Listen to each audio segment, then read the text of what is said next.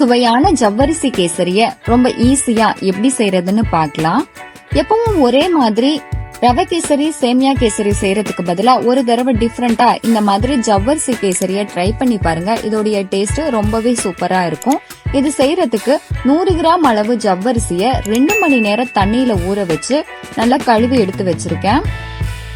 இப்போ ஸ்டவ்ல ஒரு பாத்திரத்துல தண்ணிய கொதிக்க வச்சுட்டு நம்ம ஊற வச்சிருக்கிற ஜவ்வரிசிய தண்ணியெல்லாம் வடிச்சிட்டு அதுல சேர்த்து வேக வச்சுக்கலாம். அது கூடவே கொஞ்சமா ஆயில சேர்த்துக்கலாம். அப்பதான் ஜவ்வரிசி ஒன்னோட ஒண்ணு ஒட்டாம இருக்கும். அதுக்காக இது 2 நிமிஷம் அளவுக்கு வெந்தா மட்டும் போதும். இப்போ அதை வடிகட்டி ஒரு பவுலுக்கு மாத்திக்கலாம். இப்போ வடிகட்டி வச்சிருக்கிற ஜவ்வரிசியில 1 ஸ்பூன் அளவுக்கு நெய் சேர்த்து நல்லா மிக்ஸ் பண்ணிக்கலாம். அப்பதான் ஜவ்வரிசி ஒன்னோட ஒண்ணு ஒட்டாம இருக்கும். அதுக்காக இப்போ ஸ்டவ்ல ஒரு பேனை வச்சுட்டு அதுல 1 ஸ்பூன் அளவுக்கு நெய்யை சேர்த்துட்டு நமக்கு தேவையான அளவு முந்திரி பருப்புகளை இதுல சேர்த்துட்டு நல்லா ஃப்ரை பண்ணிக்கலாம்.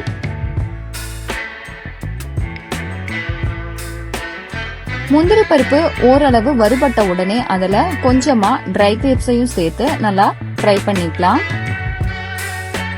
இப்போ நம்ம ரெடி பண்ணி வச்சிருக்கிற ஜவ்வரிசிய இது கூட சேர்த்து நல்லா மிக்ஸ் பண்ணிக்கலாம். ஜவ்வரிசி நெய்யோட நல்லா மிக்ஸ் ஆகி வரணும்.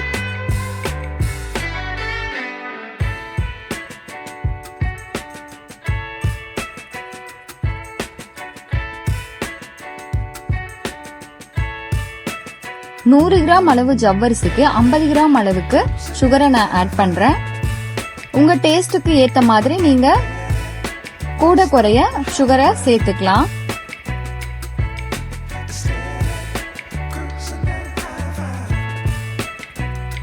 இப்போ இதுல கொஞ்சமா ஃபுட் கலரை ஆட் பண்றேன். ஆப்ஷனல் தான், உங்களுக்கு தேவைப்பட்டா சேர்த்துக்கலாம், இல்லைன்னா ஸ்கிப் பண்ணிக்கலாம்.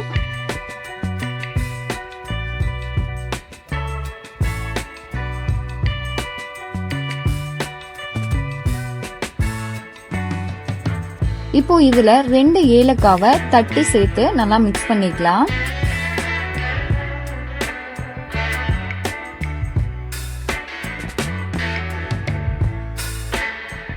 இப்போ இது மேல 1 ஸ்பூன் அளவுக்கு நெய்யை சேர்த்து நல்லா மிக்ஸ் பண்ணிக்கலாம்.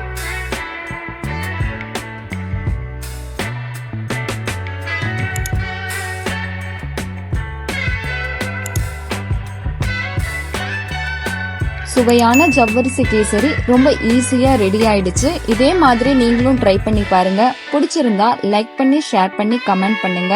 மறக்காம லக்ஷராஸ் கிச்சனை சப்ஸ்கிரைப் பண்ணுங்க. தேங்க்யூ.